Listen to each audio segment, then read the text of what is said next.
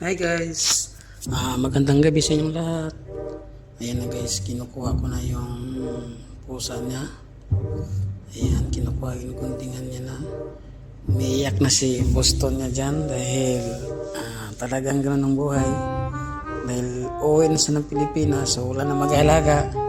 So, tinikover ko na yung pusa niya. Yung pusa niya umiyak din, nalungkot. Siyempre guys, pamahal na sa kanya yung pusa niya. Madali naman pamuhin yung pusa niya guys. So wala na siyang magawa, nagpapaalam na siya dyan. So anong gagawin natin sa buhay? Mga bandang alauna yan, kinuha ko na yung pusa niya. So yan, inasamsam niya muna yung pag-iyak ng kanyang pusa.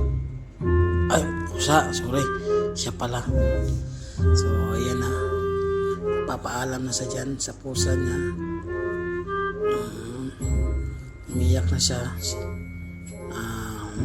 Nagkasalita sa dyan about sa pusa niya. Ang pusa niya nakikinig naman. Siyempre kukunin na natin ang pusa niya.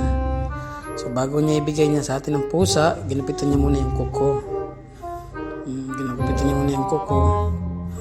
Mamaya kukunin na natin yung pusa niya. Ayan, umiyak na si Boston niya dahil ang pusa niya ay atin ang kukunin.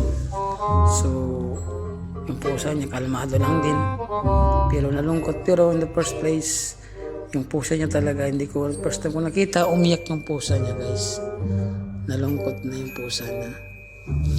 Siyempre kaya niya tinikover sa akin kasi 3 buwan yun kami nag-usap, kasi uwi nga siya ng Pilipinas.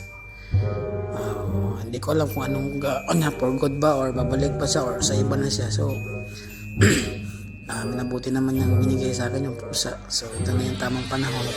Ayan yung pusa niya, malungkot. So kaya alagaan natin ng mabuti yung pusa niya. So ayan, marami naman pusa doon sa amin guys. Kaya ayan, shout out pala sa inyong guys. Ayan, yung pusa niya guys, hindi na alam nang gagawin. So dito na tayo papasok at hawakan natin yung pusa niya, sabay uwi na tayo. So nagpaalam na siya, tinabi niya na yung mga gagamit. Yung isa kong kasama tawa. Relax lang yung driver ko. Salamat guys, thank you.